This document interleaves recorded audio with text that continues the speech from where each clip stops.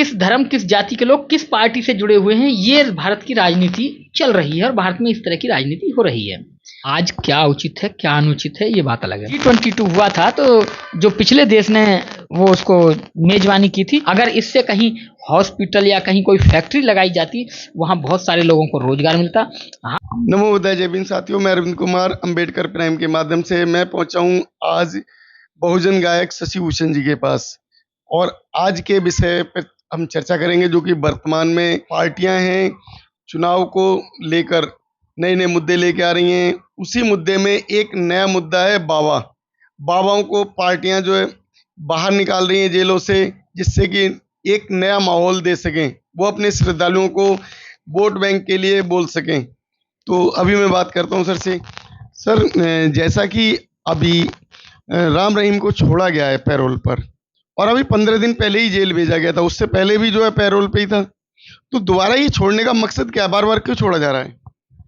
देखिए, ये जो बाबा हैं जो जेल में बंद हैं, इनके लाखों की संख्या में फॉलोअर्स होते हैं, उनके श्रद्धालु होते हैं, और श्रद्धालु वो उनके इतने जबरदस्त होते हैं क्योंकि वो एक आडंबर से उनसे फंसे होते हैं, उनसे दबे होते हैं, उनके अंडर में होते हैं। तो जिधर वो बाबा कह देते हैं कि भाई तुम्हें यहाँ ये करना है, तो उनके जो श्रद्धालु हैं वो अपने खुद के परिवार के साथ साथ अपने रिश्तेदारों को, पड़ोसियों को ये कहते हैं कि नहीं आप वहाँ वोट करें। तो और जबकि आप जानते हैं कि वो किस धर्म से ताल्लुकात रखते हैं, और धर्म से ताल्लुकात रखते हैं तो आप जानते हैं कि भारत में अब सभी राजनीतिक पार्टियां धर्मों से जुड़ी हुई हैं, कि कौन किस धर्म, किस जाति के लोग किस पार्टी से जुड़े हुए हैं, ये भारत की राजनीति चल रही है और भारत में इस तरह की राजनीति हो रही है। तो आप जानते हैं कि एक तरफा एक पार्टी है भारतीय जनता पार्टी, भारतीय जनता पार्टी के ही वो सपोर्टर हैं, और जैसा कि आप ही बता रहे हैं कि उनको अभी कुछ दिन पहले ही फिर दोबारा से पहले पैरोल दी गई थी, फिर उन्हें पैरोल खत्म होते ही फिर दोबारा उन्हें जेल जाना पड़ा, और फिर पैरोल पे अब 40-50 दिन की शायद ऐसा ही कुछ वो आए हैं, तो ताकि उनका डेरा चलता रहे, वो अपने श्रद्धालुओं को कहते रहे। तो इसमें बीजेपी और इन दोनों की ये आपसी एक तालमेल होता है, जिस तालमेल के अंतर्गत ये सब होता है, राजनीति का ये अखाड़ा है, यहाँ ये सब चलता रहता है, लोगों को दिखाने के लिए कि बाबा जेल में है, लेकिन जेल में भी उनको वो सारी सहूलियतें होती हैं जो उनको वहाँ अपने आश्रम में थी। और जैसे ही 40 दिन की ये पैरोल खत्म होगी, उसके बाद फिर वो हफ्ते भर के लिए जेल जाएंगे, फिर उसके बाद 50 दिन की मिल जाएगी, ये तो चलता रहेगा, उनके लिए कोई जेल जाना इस तरह का कोई वो नहीं है। तो इतना बड़ा एक गुनहगार, हजारों के संख्या में उसने मर्डर किए थे, वहां से जो उनके कंकाल निकले थे, और कोर्ट ने उसको उम्र कैद की सजा सुनाई है।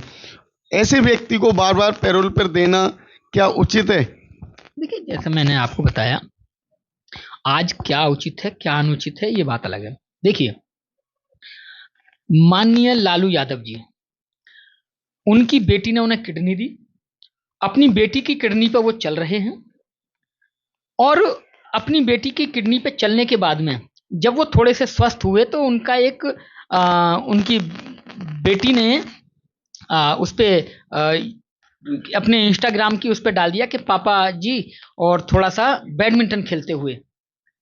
तो पुलिस उनके घर चली गई कि आप तो मतलब ठीक है, स्वस्थ हैं और खेल रहे हैं, जेल चलो। जबकि वो किडनी ट्रांसप्लांट है। इसी केस में दोबारा आई है जो अमरमणि त्रिपाठी हैं। अमरमणि त्रिपाठी ने, जो एक तो उनकी मधुमती पत्नी थी, एक मधुमणि उनकी प्रेमिका थी, तो वो प्रेग्नेंट हो गई थी, तो उसके मर्डर के उसमें केस में वो दोनों पति पत्नी लखनऊ के जो पीजीआई हॉस्पिटल है उसमें भर्ती हैं। अब आप ये देख सकते हैं कि जिस हॉस्पिटल में वो जेल में बंद हैं और उन्हें उम्र कैद है, लेकिन वो 4 साल उन्हें हो गए, और 4 साल में वो पीजीआई हॉस्पिटल में बीमारी के बहाने हॉस्पिटल में एक बहुत बड़ा रूम उन्हें दिया गया है, और रूम के साथ साथ उस रूम से पट्टिका भी हटा ली गई है कि ये अस्पताल का वार्ड नंबर कितना है, और वो पति पत्नी उस हॉस्पिटल में अपने घर के आलीशान की तरह वहां रहते हैं। कहने को वो हॉस्पिटल में हैं, डॉक्टरों ने ना तो अभी तक उनकी बीमारी बताई है कि उन दोनों पति पत्नी को क्या बीमारी है जिसके कारण वो वहां इलाज करा रहे हैं, और ना अभी तक उनका कोई हर मंथली चेकअप होता है कि भाई अब ठीक हो गए तो इन्हें जेल भेजा जाए क्या है। और वो 4 साल से ऐसा करके पीजीआई हॉस्पिटल में ऐशो आराम की जिंदगी बिता रहे हैं। आप पीजीआई हॉस्पिटल जाइएगा, वहां देखिए कि जी यहाँ जो स्पेशल वार्ड है, जहाँ अमरमणि त्रिपाठी के लिए स्पेशल वार्ड बना गया, वहां जाइए, वो वार्ड नहीं है, उनका कैबिन है, उसमें एसी लग के सारा सब कुछ उन्हें वो है, उनका घर बना हुआ है। तो ये आपकी नजरों में, तो देखिए आप तो पत्रकार हैं, तो मैं कह नहीं सकता, लेकिन लोगों को बनाए रखने के लिए कि सरकार ने उन्हें जेल में बंद रख रखा है, पैरोल अस्पताल में भर्ती हैं, अभी तक जो डॉक्टर उनकी देखरेख कर रहा है उसने अभी तक उनकी फिटनेस की रिपोर्ट नहीं दी है, ना ही उसने अभी तक ये बताया है कि इनको ये बीमारी है, इस बीमारी के कारण ये इस अस्पताल में भर्ती हैं। और जब वो अस्पताल में भर्ती हैं तो वार्ड कैसा होता है आप उसको जाके देखिए, जब आपको पता चलेगा। वो अपने जैसा घर में रहते थे उसी तरह वहां रहते थे, वो कहीं भी आ सकते हैं, कहीं भी जा सकते हैं, बशर्ते कि हाईलाइट ना हो। ये ऐसा दोहरा चरित्र सरकार का आपके सामने है। सरकार ऐसे काम कर रही है कि जो अपने उनके लोग हैं उनको वो सारी सहूलियतें दे रही है जो उनको घर पे मिलती हैं, और जो सच में बीमार हैं उन्हें वो जेल में बंद करना चाहती है, जो उसके विपक्ष में है।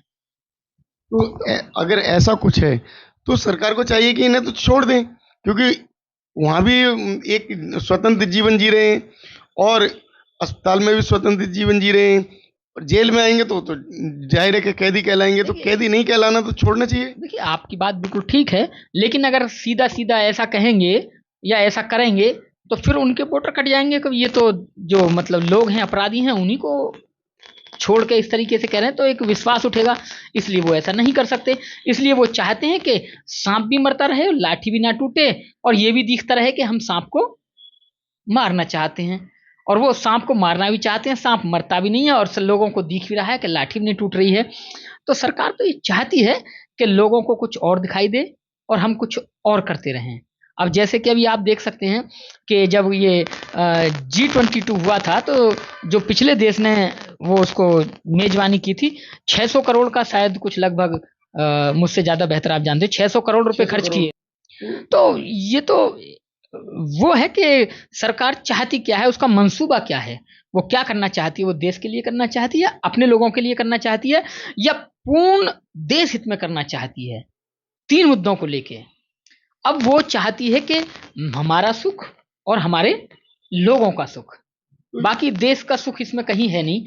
इतने लोग आए, ठीक है, अच्छी बात है। देश में क्या हुआ, आपने देखा कि जितना होर्डिंग बैनरों पे प्रचार था, उससे कहीं आपने देखा कि कहीं सड़क अच्छी की गई या कुछ ऐसा कि कहीं कुछ नहीं है।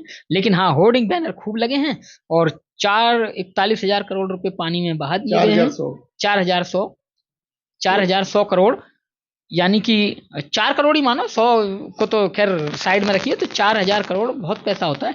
अगर इससे कहीं हॉस्पिटल या कहीं कोई फैक्ट्री लगाई जाती, वहां बहुत सारे लोगों को रोजगार मिलता।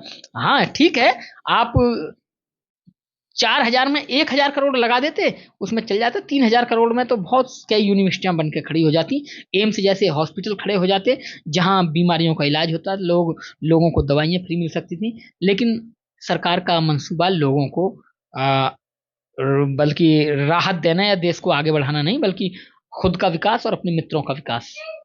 तो लेकिन ये जो अभी टी पार्टी थी, टी पार्टी पर इससे पहले अमेरिका में भी हुई थी, अमेरिका ने कुल 2500 करोड़ रुपए खर्च किए थे, और जबकि वो संपन्न देश है। हम तो अभी अमेरिका के मुकाबले कहीं भी नहीं है, और हमारे अगर देश के प्रधानमंत्री इतना अधिक खर्चा करते हैं तो हम इसको क्या समझेंगे? देखिए, क्या समझने का मतलब तो ये है कि आप समझ ही नहीं सकते। ये तो उनकी समझ है कि वो क्या सोच के ये सब कर रहे हैं।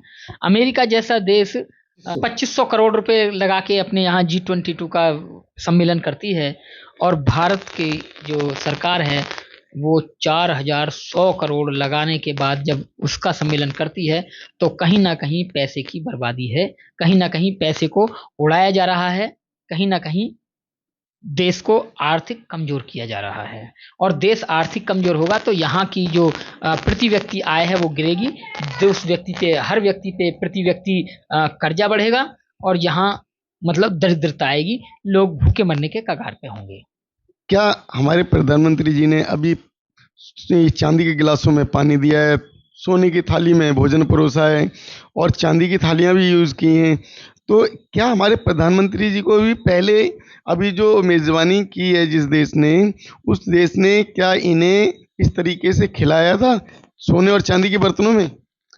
देखिए, जो लोग समझदार हैं, जिनके लिए देश सर्वोपरि होता है, जो ये चाहते हैं कि मेरा नाम दूर तक रहे, कि मेरे राज्य में देश के लोगों का भला हुआ, देश के लोग मुझे याद करें, तो वो देश के लिए कार्य करते हैं। जो लोग ये चाहते हैं कि देश का क्या होगा मुझे नहीं पता, मुझे तो अपना, अपने मित्रों, अपने रिश्तेदारों का भला चाहिए, तो वो अलग तरीके से काम करते हैं। और जो लोग ये चाहते हैं कि नहीं, मेरा परिवार भी देश के ही एक, हर व्यक्ति से जुड़ा हुआ है, मतलब मेरा परिवार भी देश की गिनती में आता है, अगर मैं देश का विकास करूंगा तो मेरे परिवार का भी और देश के हर व्यक्ति का विकास होगा, तो वो अलग मुद्दे पर कार्य करता है। अभी तक किसी भी सरकार ने देश हित में कार्य किया ही नहीं है। जितनी भी सरकारें अब तक आई हैं, उन्होंने अपने खुद का विकास किया है और अपने दोस्तों रिश्तेदारों का विकास किया है। तो अगर यही स्थिति रही, तो आगे आने वाले कितने सालों में हम विकसित होंगे? क्या हम विकासशील ही बने रहेंगे क्या? देखिए, अभी तो हालात ये हैं कि अभी तो हम विकसित होने में बहुत पीछे चले गए हैं। हाँ, जब तक हमारी अर्थव्यवस्था ठीक थी, तब तक हम लग रहा था कि हम विकसित हो जाएंगे जल्दी ही, लेकिन अभी तो हम कम से कम 50 साल तक विकासशील ही रहेंगे, विकसित नहीं हो पाएंगे। क्योंकि जो पढ़े लिखे लोग हैं वो बाहर जा रहे हैं, देश को छोड़ रहे हैं, क्योंकि देश में नौकरियां नहीं हैं। देश में धर्म जाति की राजनीति चल रही है। एक धर्म के लोगों को मारा जा रहा है, उन पे अत्याचार किया जा रहा है। एक लोगों को जातियों के नाम पर किया जा रहा है, प्रताड़ित किया जा रहा है। तो ये देश तो जाति धर्मों में बटा हुआ है, और यहाँ के लोग तो विकासशील विकसित के बारे में सोचते नहीं है, तो धर्म में उलझे हुए हैं। और इसी का फायदा हमारे जो देश का हुक्मरान है वो उठा रहा है। तो अभी बहुत से लोग कह रहे हैं कि इससे जो हमारे देश का विकास होगा G20 से, क्या विकास होगा? तो ये कैसे विकास से ये लोग बोल रहे हैं? क्या विकास होगा इससे? कोई विकास नहीं होगा। 4,100 करोड़ चले गए। मैं कहता हूं कि अगले साल जब फिर दूसरे देश में होगी, तब तक मैं कहता हूं कि 2,000 करोड़ भी नहीं आ सकते। 4,000 करोड़ तो दूर की बात है। इससे देश को कोई भला होने वाला नहीं है। हाँ, मेजबानी करनी चाहिए थी, देश को हिस्सा लेना चाहिए था। गर्व की बात है कि जब सबकी बारी आती है, देश की, भारत की भी बारी आई, और भारत में भी इंडिया में भी ये सब हुआ।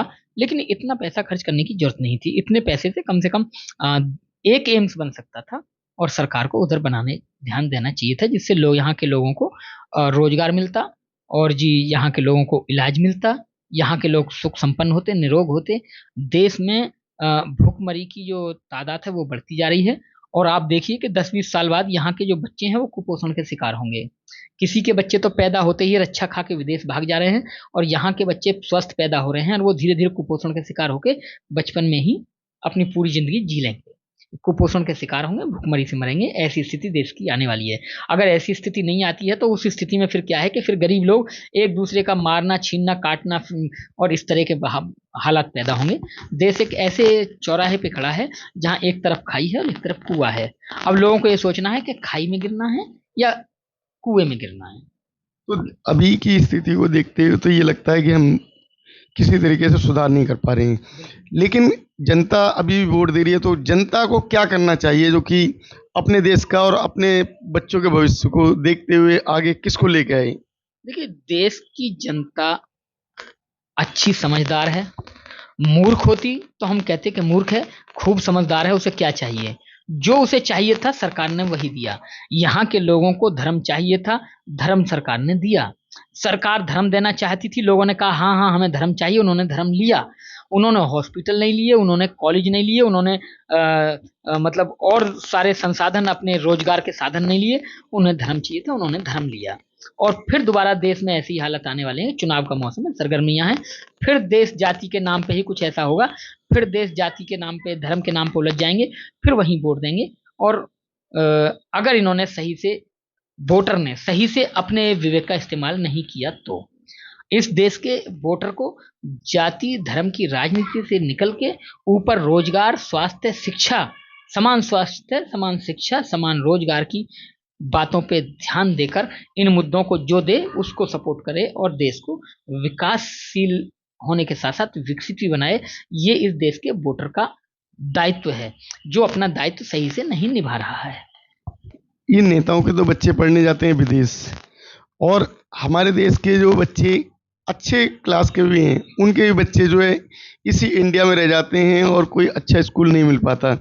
एक तकनीकी शिक्षा नहीं दे पा रही है हमारी सरकार, तो तकनीकी शिक्षा के लिए क्या करना चाहिए?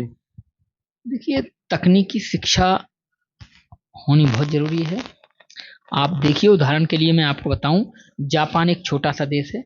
हर साल वहाँ भूकंप और सुनामी वगैरह आती रहती हैं, वो देश इधर उधर होके बिखर जाता है।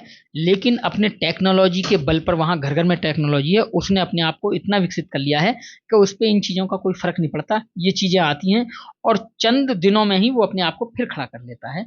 इसका कारण है कि वहाँ घर घर में टेक्नोलॉजी है। और शिक्षा तो है ही, लेकिन भारत में जो शिक्षा है वो इतनी गलत है, जातिवादी शिक्षा है।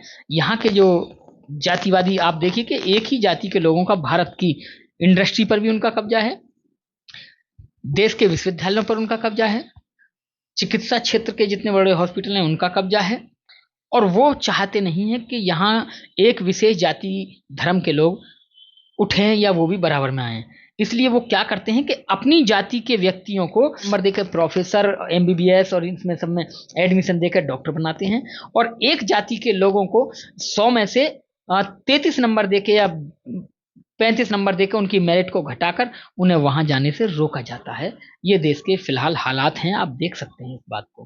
तो देश की जनता को क्या संदेश देंगे जो अच्छी सरकार आ सके? देश की जनता को एक ऐसे व्यक्ति को चुनना होगा जो बहुजन हिताय बहुजन सुखाय की धारा पर चले, जो देश के हित में हो, देश के गरीब लोगों के हित में हो, और बहुजन हिताय बहुजन सुखाय पे हो, जिसमें सबका सुख हो, सबका भला हो, सभी सुख रहें। समान शिक्षा की बात करें, समान रोजगार की बात करें और समान स्वास्थ्य की बात करें, ऐसे व्यक्ति की सरकार को चुनना होगा। जाति धर्म की राजनीति से ऊपर निकलना होगा। हिंदू मुस्लिम बहुत हो गया है, हिंदू भी इसी देश में रहेंगे और मुस्लिम भी इसी देश में रहेंगे, कोई कहीं नहीं जा रहा है, सिर्फ वोट इधर से उधर जा रही है। आप देख लेना, ना तो मुसलमान पाकिस्तान जाएंगे और ना पाकिस्तान के हिंदू यहाँ आएंगे। जो जहाँ है वो वहीं मरेगा, जहाँ पैदा हुआ है वहीं मरेगा। ये तो सिर्फ वोटों को इधर से उधर करने का तरीका है कि मुसलमानों को वहां भेजा जाएगा और ये किया जाएगा, ये किया जाएगा। कहीं कुछ नहीं हो रहा है, सिर्फ लड़ाई दंगे कराने का ये एक माध्यम है और वोट पाने का एक माध्यम है। तो कभी अपनी बातों में एक बहुत मधुरता रखते हैं, मधुरता के साथ वो अपनी बातों को कह जाते हैं। तो उन्होंने जो भी कहा आपको, आपके इस चैनल के माध्यम से आपने सुना। इस चैनल को सब्सक्राइब करें, इस वीडियो को लाइक शेयर अधिक से अधिक करने की कोशिश करें, जिससे कि अधिक से अधिक जनता के पास ये वीडियो पहुंचे और जनता सोचने की क्षमता रख सके, एक देश के लिए अच्छा प्रधानमंत्री चुन सके जो कि देश के विकास में कार्य करे, एक फिजूल खर्ची जो करने वाला प्रधानमंत्री है उससे निजात पाए। तो इसी के साथ सभी को मेरा नमोदय, जय भीम। जय